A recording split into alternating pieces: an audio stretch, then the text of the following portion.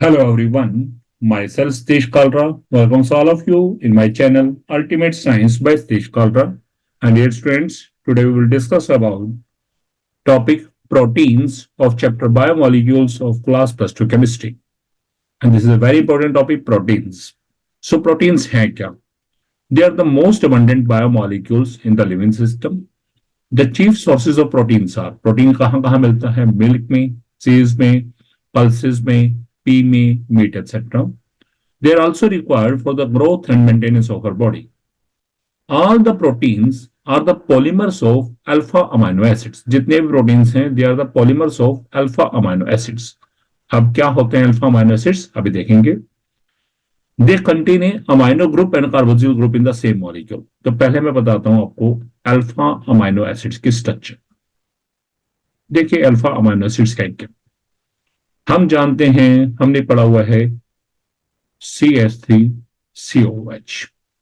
ठीक है, ये पढ़ा है. अब हमने क्या करा, this is the ethanoic acid और एस्टिक एसिड. अब हमने यहां से दो हाइड्रोजन बाहर निकाल दिए. ठीक है, दो हाइड्रोजन बाहर निकाले और उनकी बजाय ए जहां हमने आर लगा दिया, ए जहां NH2 लगा दिया. So this is the alpha amino acids. अब कैसे अल्फा अमाइनो एसिड है? We know this is the CH carboxyl group. Carboxyl group जिस कार्बन से जुड़ा है that is called the alpha carbon. और आपने देखना है NH2 ग्रुप यदि अल्फा कार्बन के साथ अटैच है then this is called the alpha amino acids. और यहां जो ये आर है, R is any group, it में भी हाइड्रोजन भी हो सकता है और एनी अल्काइल. ठीक है, so this is the alpha amino acids. तो जो प्रोटीन्स हैं they are the polymers of alpha amino acids, यानी कि प्रोटीन्स इनके पॉलीमर हैं. अब इसे अल्फा ही क्यों बोला है? क्योंकि amino group NH2 group alpha carbon से अटैच्ड है. ठीक है, so they contain a amino group and carboxyl group in the same molecule and depending upon the relative position of amino group with respect to carboxyl group. Carboxyl के with respect अब देखेंगे. हम जानते हैं carboxyl group COH के जो next carbon है that is called alpha, उससे नेक्स्ट बीटा, उससे नेक्स्ट गामा, उससे नेक्स्ट डेल्टा. अब आपको देखना अमाइनो ग्रुप NH2 ग्रुप यदि अल्फा कार्बन से जुड़ा है तो उसे बोलेंगे alpha amino acid. Beta carbon से जुड़ा है तो उसे क्या बोलेंगे? Beta amino acid. यदि गामा से जुड़ा है तो गामा अमाइनो एसिड. इस तरह से चलेंगे. अब कैसे तरह देखिएगा, मैंने बनाया प्रोपानोइक एसिड. सपोज कीजिए this is the propanoic acid. अब की बार हमने क्या करा, जो ये वाला कार्बन है this is called alpha, this is beta. अब हमने क्या करा है, यहां इस बीटा कार्बन से एक हाइड्रोजन हटाया और यहां NH2 लगाया. देखिए हमने ये किया. ठीक है, और ये R है. Then this is called the beta amino acid. इसी तरह से गामा, उसी तरह से डेल्टा. ठीक है, clear? So alpha amino acid, beta amino acid, gamma amino acid, delta amino acids. So this is dependent upon the relative position of amino group with respect to the carboxyl group. ठीक है, they can be classified as alpha, beta, gamma and delta amino acids. और mainly हमें ये use होना है alpha amino acids. Next topic,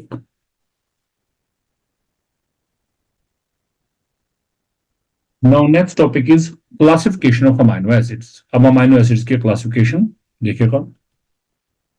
they are of two types. पहला है non essential amino acids, दूसरा क्या है? Essential amino acids.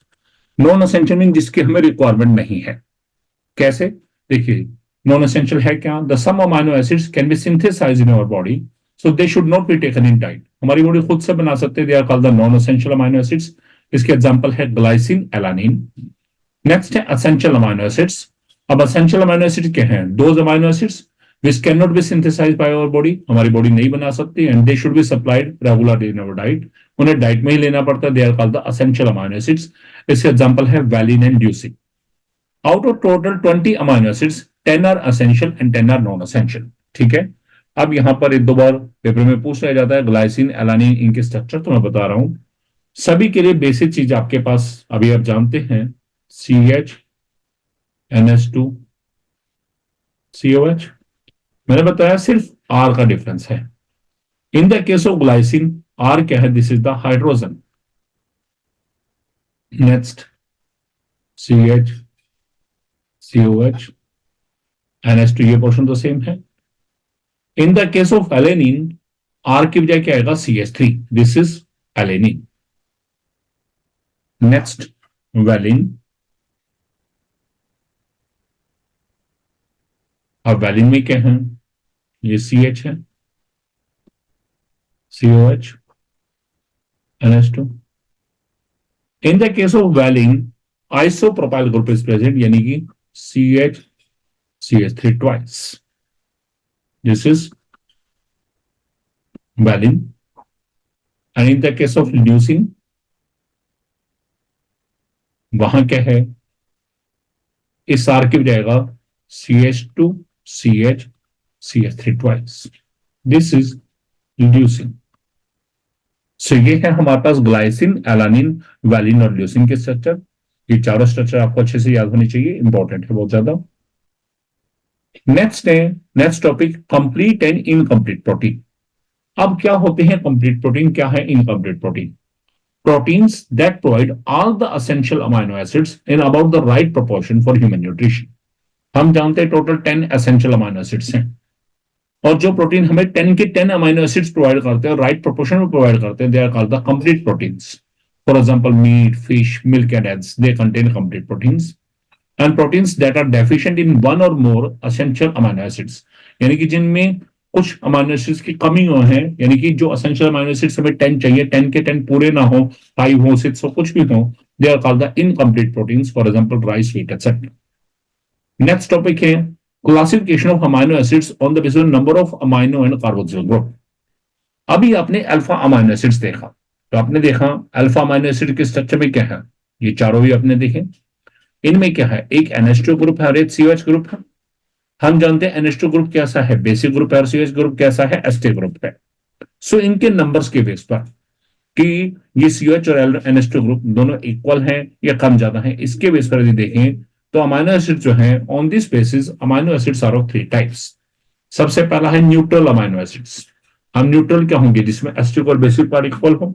It means if number of amino and carboxyl group are same in any amino acid, that amino acid is called neutral, क्योंकि acid और base एक दूसरे को न्यूट्रलाइज कर देंगे। नेक्स्ट है एस्टिक अमाइनो एसिड्स। एस्टिक क्या है, if number of carboxyl group are more than the number of amino group in any amino acids, then that amino acid is called acidic amino acid. Basic amino acid क्या है, जिसमें amino group ज्यादा है, if number of amino groups are more than number of carboxyl group, then that amino acid is called basic amino acid. Next topic very important, zwitter ion structure of alpha amino acids. अब क्या है zwitter ion structure देखिएगा। अभी हमने alpha amino acid के structure पढ़ी,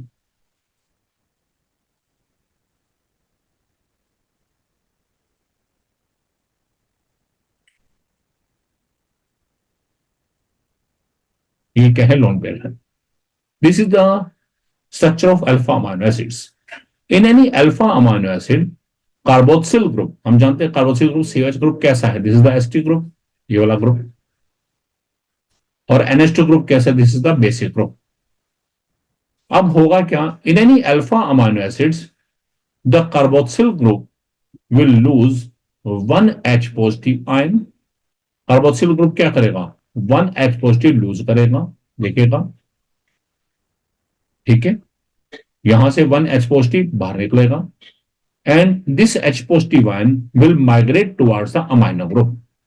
ठीक है, कैसे, अब जरा देखिएगा, इस बॉन्ड के 2 इलेक्ट्रॉन आगे इधर, ठीक है, और यहां से जो H पॉजिटिव निकलेगा वो कहां आएगा, इस NH2 के पास आ जाएगा। तो होगा क्या, ये बनेगा CH R, यहां आ जाएगा CO-, NH2 से एक्सेप्ट करेगा, अपना लोन पेयर देखिए, वहां बन जाएगा NH3 positive. Then a dipolar ion is form. Dipolar ion means क्या हो गया, एक ऐसा आयन जिसमें 2 तरह के चार्जेस है, प्लस एंड माइनस दोनों का। सो देखिएगा, in any alpha amino acid carboxyl group loses 1H positive ion, and this H positive ion will migrate towards the amino group, and in this way a dipolar ion known as zwitter ion is form. इस dipolar ion का नाम ही क्या है, this is the zwitter ion,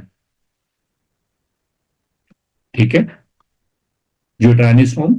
and in zwitter ionic form में आप क्या देख रहे हैं, एसिडिक पार्ट, एसिडिक रिएक्शन भी दिख रहा है और बेसिक रिएक्शन भी दिख रहा है, यानी कि एसिड की कैरेक्टरिस्टिक्स भी शो हो रही है, बेसिक की भी। इसका मतलब इसमें एसिड और बेस दोनों की कैरेक्टरिस्टिक्स है, तो दिस इज एम्फोटेरिक।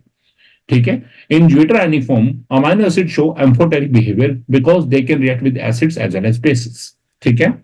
सो ये ज्यूटराइनिक स्ट्रक्चर पूछी जाती है बहुत ज्यादा एग्जाम में। ये write the zwitterionic structure of alpha amino acids.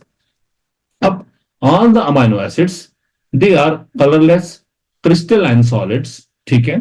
They are water soluble, high melting solids हैं। ठीक है। एक्सेप्ट ग्लाइसिन, यदि हम ग्लाइसिन को छोड़ दें तो उस समय में क्या है, ग्लाइसिन के अलावा all the naturally occurring alpha amino acids are optically active. अब आते हैं वो ऑप्टिकल एक्टिव कैसे हैं, यानी कि ऑप्टिकल आइसोमरिज्म शो करेंगे कब, क्यों शो करेंगे, क्योंकि यदि देखिए ग्लाइसिन को, तो ग्लाइसिन में जो ये कार्बन है, हम जानते हैं ऑप्टिकल आइसोमरिज्म शो होने के लिए कायरल कार्बन प्रेजेंट होना चाहिए। और कायरल कार्बन होता क्या है, the carbon atom which is attached with 4 different atom और ग्रुप। जबकि ग्लाइसिन के अंदर ये कार्बन क्या है, आप देखिए एक किस हाइड्रोजन से जुड़ा, एक किस हाइड्रोजन, यानी कि दो हाइड्रोजन ही सेम है। इसका मतलब ये कार्बन क्या है, कायरल नहीं है। इसका मतलब ये ग्लाइसिन जो है this will not show optical isomerism. जबकि बाकी सब में देखें ये कार्बन क्या है, this is attach with the 4 different atoms और ग्रुप। यहां देखिए इस हाइड्रोजन से जुड़ा है। So this carbon is called asymmetric carbon atom और इस is also called the chiral carbon atom. और जिससे कायरल कार्बन एटम होगा यानी कि वो मॉलिक्यूल क्या है, ऑप्टिकल आइसोमरिज्म शो करेगा। ठीक है। सो ग्लाइसिन के अलावा जितने भी अल्फा अमाइनो एसिड्स हैं they all are optically active because the alpha carbon atom is asymmetric. ठीक है। Next topic, peptide linkage formation. क्या है peptide linkage formation? In the peptide linkage formation, carboxyl group of one alpha amino acid will react with the amino group of another alpha amino acids, resulting in the formation of peptide linkage by the elimination of one water molecule. अब कैसे, अब देखते हैं कैसे होगा peptide linkage formation. मैंने ये पहले एक अल्फा अमाइनो एसिड्स लिया,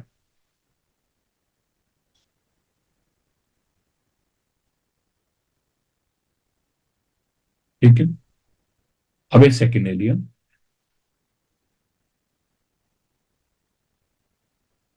यहां से है।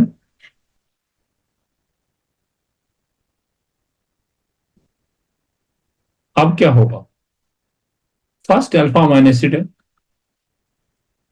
इसमें से कार्बोक्सिलिक ग्रुप अपना OH पार्ट देगा और नेक्स्ट अल्फा अमाइनो एसिड है उसमें NH2 ग्रुप अपना H पार्ट देगा। ये दोनों आपस में इंटरेक्ट करेंगे। ठीक है। होगा क्या, वाटर मॉलिक्यूल बाहर निकलना है, तो इस COH में से क्या बच जाएगा, CO। पहले मैं ये लिखूंगा, ये लिख दिया मैंने CO, और उस NH2 ने H लूज किया, वहां क्या बच जाएगा NH। बाकी सारे स्ट्रक्चर सेम, CHR COH ऐसे लिख दिया, और यहां क्या है CHR, यह लिख दिया COH।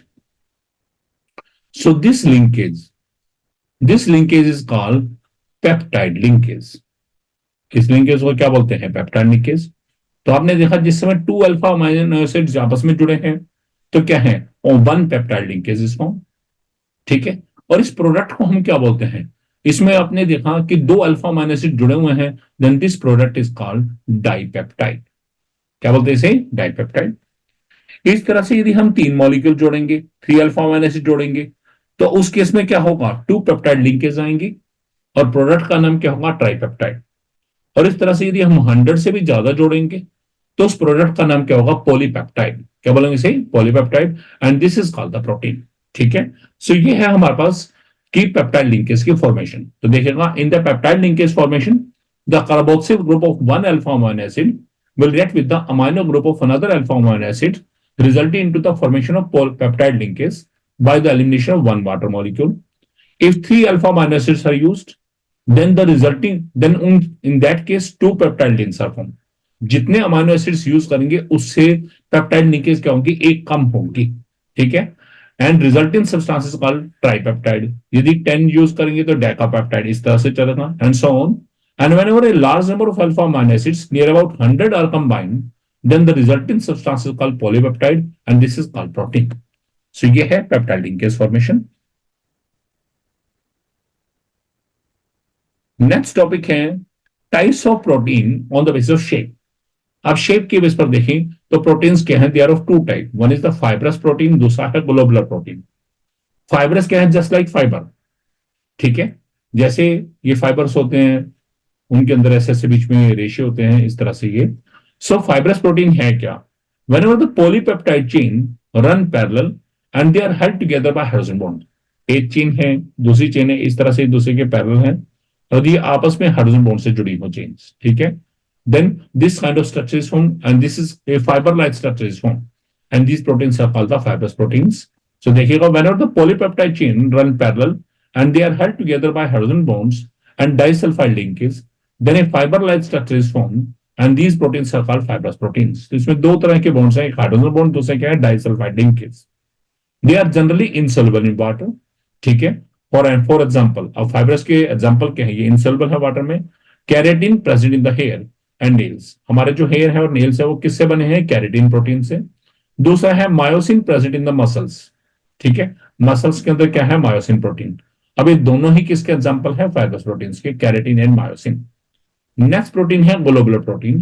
अब ग्लोबुलर प्रोटीन है क्या, whenever the chains of polypeptide are folded in such a way that they get a spheroidal shape, जैसे हमारे घरों में स्वेटर बनाने के लिए ऊन का गोला बनाते हैं वैसे ही, ठीक है। हमने पॉलीपेप्टाइड चेन्स की फोल्डिंग करनी शुरू करी, उसे क्या नाम है, फोल्ड करना शुरू किया और इस तरह से स्फेरिकल स्ट्रक्चर लाइक फॉर्म हो जाए, then these proteins are called globular proteins.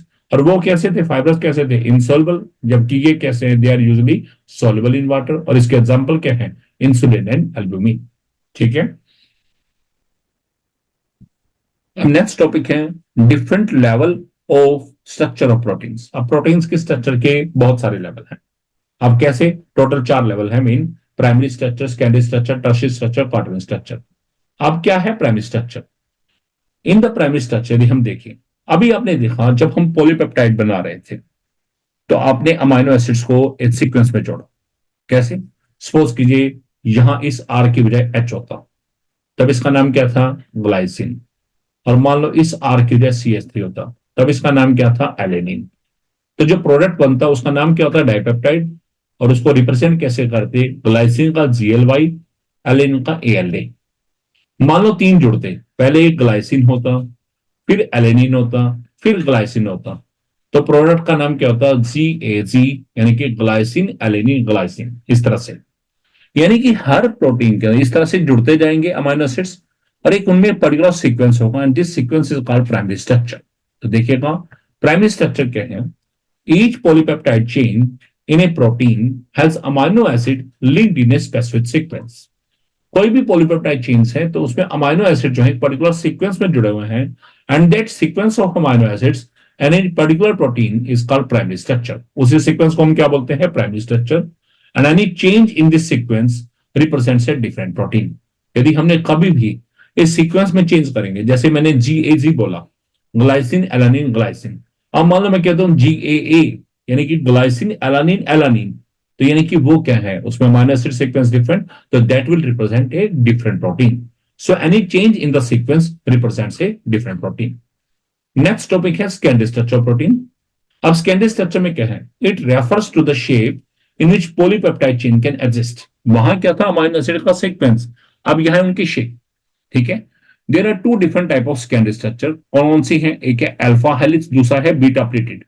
अब क्या होती है अल्फा हेलिक्स स्ट्रक्चर, क्या होती है बीटा प्लेटेड स्ट्रक्चर, तो देखिएगा पहले डायग्राम में बनाया हुआ है। In the alpha helix structure, this is the structure of protein in which polypeptide chains forms all the possible hydrogen bonds by twisting into a right handed screw, जैसे हमने इस तरह से बनाया, ठीक है। तो इस तरह से ये this is called the alpha helix, ये आपके पास डायग्राम में बनी हुई है, ठीक है, राइट हैंडेड स्क्रू की तरह। With amino group of each amino acid residue hydrogen bonded with the CO group of the adjacent turn off helix. तो आप देखिएगा ये एक टर्न है, ये नेक्स्ट टर्न है, तो एक टर्न के अंदर जो ये CO पार्ट है ये नेक्स्ट टर्न वाले NH के साथ जुड़ेगा, और यह देखिए किस तरह से, this is attached bye hydrogen bonds, ठीक है। सो विद यहां क्या होगा, जब राइट हैंडेड स्क्रू होगा तो उस केस में एक अमाइनो एसिड रेजिड्यू का NH पार्ट दूसरे अमाइनो एसिड जो नेक्स्ट टर्न वाला अमाइनो एसिड है उसके CO ग्रुप के साथ जुड़ेगा by hydrogen bonds. This is the alpha helix structure. Next है beta pleated structure. Beta pleated में क्या है? In this structure all the polypeptide chains are stretched out to maximum extension, उसे पूरा खींचेंगे and then laid side by side. जैसे हमारे पास copy के अंदर पेपर होता है या पेज है, हम उसके फोल्ड कर लेते हैं स्टेप्स के हिसाब से, तो इस तरह से ओपन बुक टाइप की बन रही है ये चीज, ठीक है, बन रही है। Then this is called the beta pleated structure. So when the polypeptide chains are stretched out to maximum extension and then laid side by side, उन्हें फिर साइड बाय साइड रखा, तो यहां भी क्या हो गया? हाइड्रोजन बॉन्ड ही, and which are held together by the intermolecular hydrogen bonds, और ये आपस में एक दूसरे से हाइड्रोजन बॉन्ड से जुड़ेंगे। Then this is called the beta pleated structure.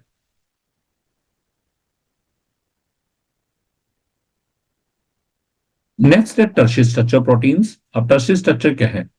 It represents overall folding of the polypeptide chains, that is further folding of the secondary structure. और जब हम सेकेंडरी स्ट्रक्चर को और ज्यादा फोल्ड कर देंगे, तब क्या बनेगी हमारे पास? Tertiary structure.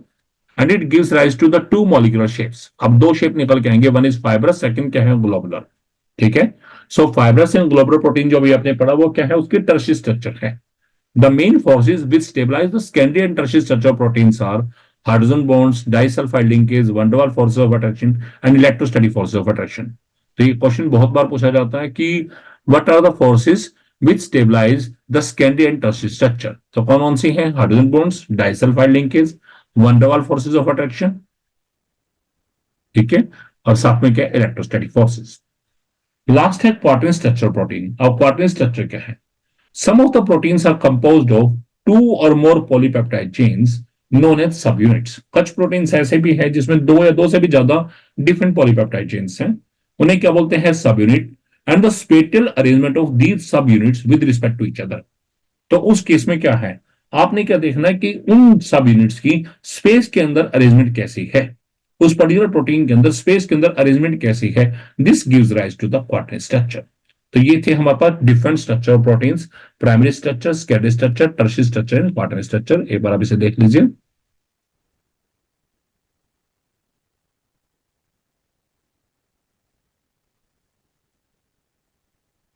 इसे बीटा प्लेटेड शीट स्ट्रक्चर भी बोलते हैं।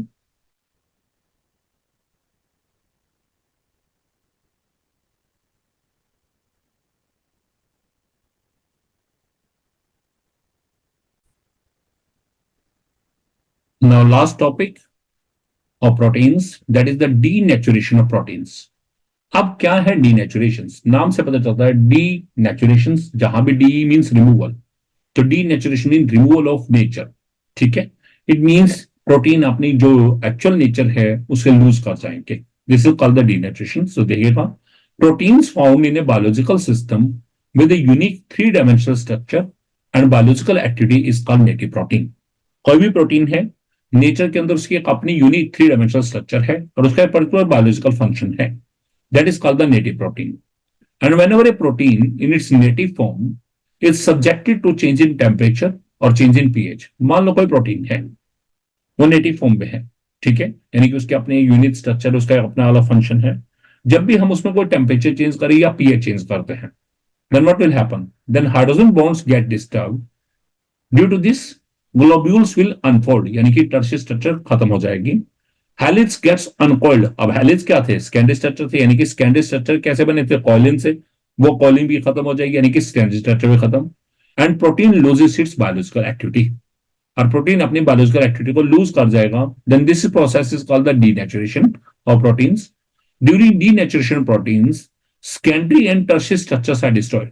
तो प्रोटीन की सेकेंडरी टर्शियरी स्ट्रक्चर ये दोनों तो डिस्ट्रॉय हो जाएंगी, while primary structure remains same.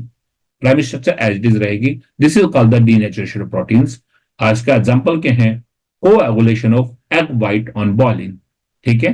तो जिस समय एग हमने बॉईल नहीं किया है, उस समय तक उसका जो व्हाइट पोर्शन है दैट इज नेटिव प्रोटीन, और जब उसे बॉईल करते हैं तो उसकी कोएगुलेशन हो जाएगी और उसका क्या हो जाएगा? Denaturation. So this is denaturation of proteins and this is all about proteins.